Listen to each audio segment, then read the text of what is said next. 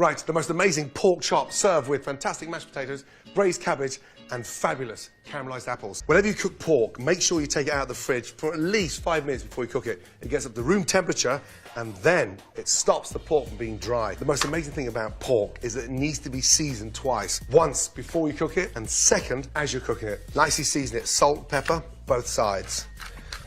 Mop up the seasoning. This fat here, beautiful. Once that's caramelised, it keeps the pork nice and moist. Let that sit there for 5 minutes before we cook it. It makes it so much tenderised. Also, it gets up to room temperature. Hot pan, on. Get the pan nice and hot first. A teaspoon of olive oil. Hold the pork by the bone and place it inside. That's the noise you want to hear. 90 seconds each side, lift it up, turn it over. Caramelise both sides, really important. Take the pork and tilt it and let the pan literally do the work. Stand the pork up. That way it cooks the back of the pork, starts to render the fat, and more importantly, the more fat you render, the more flavoursome that pork is. 8-ounce pork chop. Normally, they'll take between 7 and 8 minutes to cook. Once the pork is coloured, a couple of knobs of butter, and you baste that pork.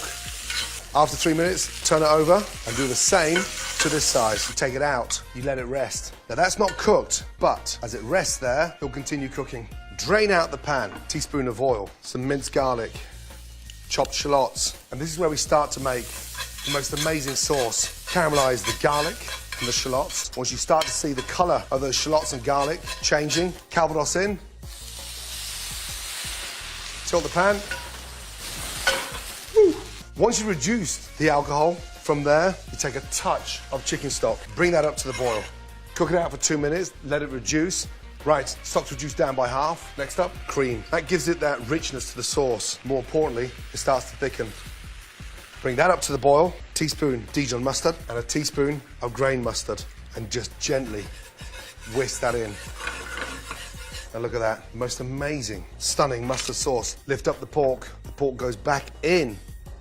That sits there on a low heat for 3.5 to 4 minutes. Right, next up, caramelised apples. Granny Smith apples goes brilliantly well with pork. The flavour and the acidity is incredible. Peel the apple, core the apple, and slice. 1, 2, 3. Lightly season the apples. Salt, pepper, both sides.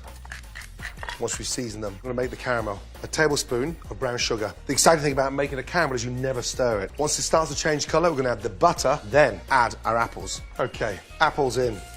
After that, star anise, clothes. That starts to make the caramel really nice and fragrant.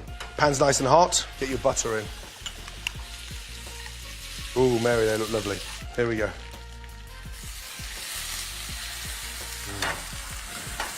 Wee. Now, once you form that caramel, touch of butter in there and almost let the apples stew. Coming to plate it. First off, your braised cabbage. And we're going to sit the pork on top of the cabbage. That just sits there. Next, your creamed potatoes. Lift your pork out of that sauce and sit that on.